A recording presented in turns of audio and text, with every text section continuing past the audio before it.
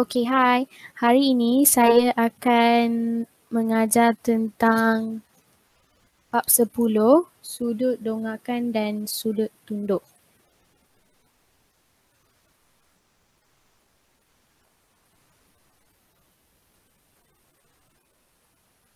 So, ini adalah notanya. Baik. Sudut dongakan ialah sudut di antara garis mengufuk yang melalui titik pencerapan dengan garis penglihatan.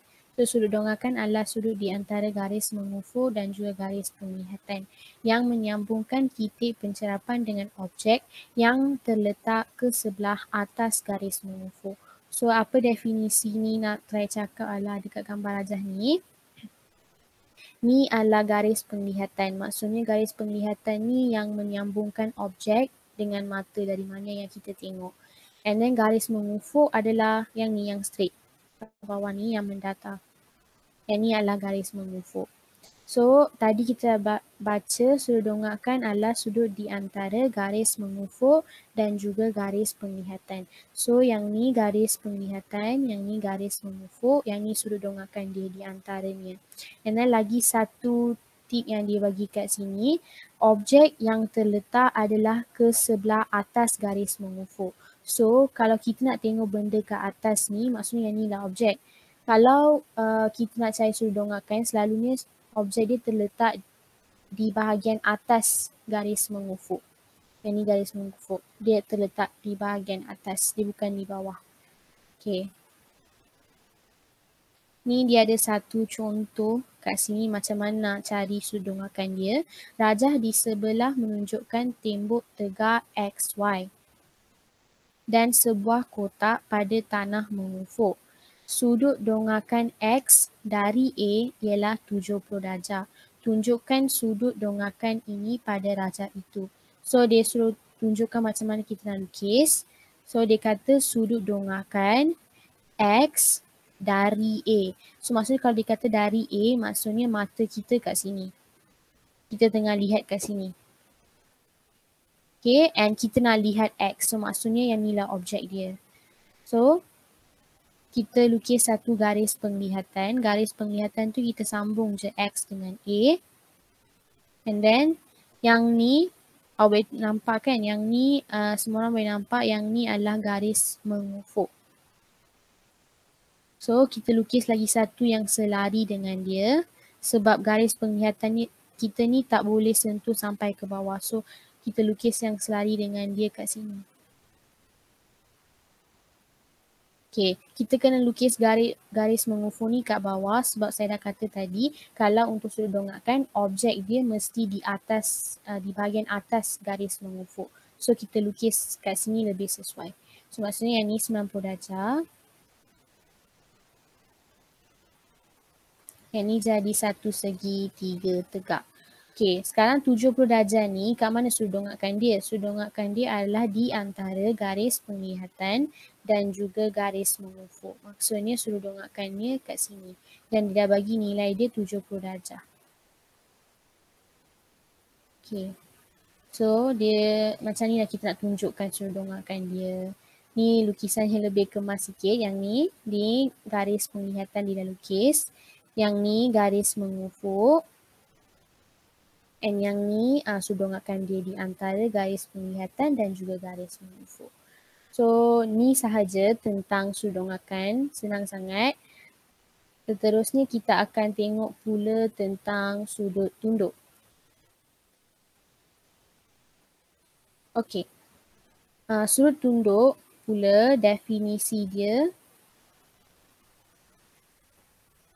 Sudut tunduk ialah sudut di antara garis mengufuk yang melalui titik pencerapan dengan garis penglihatan.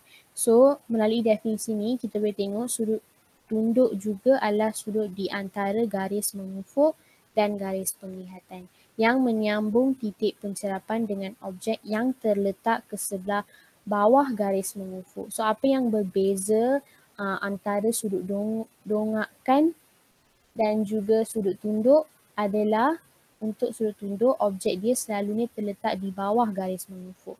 Okay, kalau tengok kat sini, yang ni garis penglihatan sebab ni objek dia K dan mata nak melihat, so yang ni lah garis penglihatan dia. Yang ni kalau boleh nampak, yang ni adalah garis mengufuk, tapi ada lagi satu garis mengufuk yang dilukis di bahagian atas sebab dia nak cari sudut tunduk, dan garis mengufuk mesti untuk sudut tunduk, objek mesti berada di bawah garis mengufuk. Kalau kita ambil garis mengufuk yang ni, objek dia berada di atas. So kita kena lukis lagi satu yang selari di atas ni supaya objek dia berada di bawah. So sekarang kita boleh carilah sudut tunduk dia kat mana. Macam sudut dongakkan tadi, sudut tunduk pun di antara garis penglihatan dan juga garis mengufuk. So sudut tunduk dia kat sini. Okey, ni satu contoh kat sini. Rajah di sebelah menunjukkan 2 buah rumah. Sudut tunduk titik P dari titik Q ialah 15 darjah. Tunjukkan sudut tunduk itu pada rajah itu.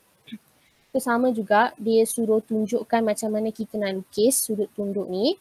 So macam tadi, dia kata sudut tunduk titik P dari titik Q. Kita buat satu garis penglihatan antara titik P dengan Q dulu. So kita sambungkan.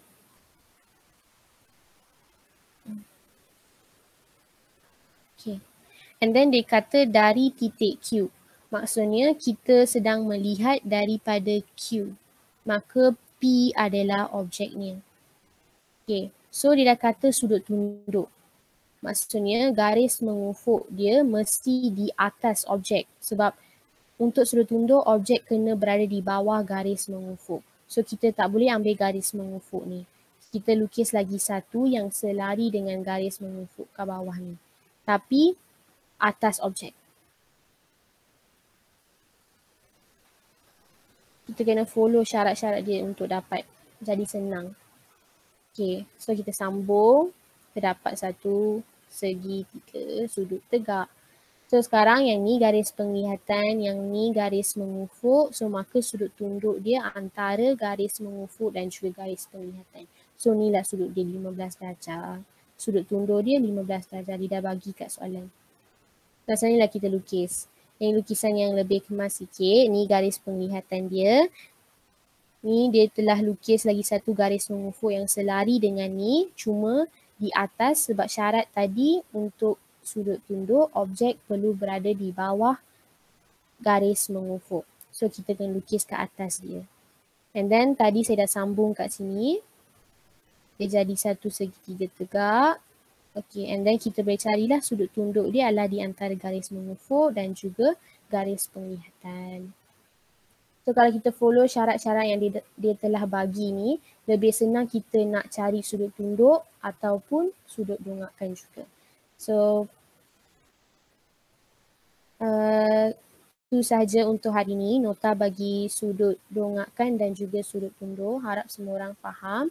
Sekian, terima kasih.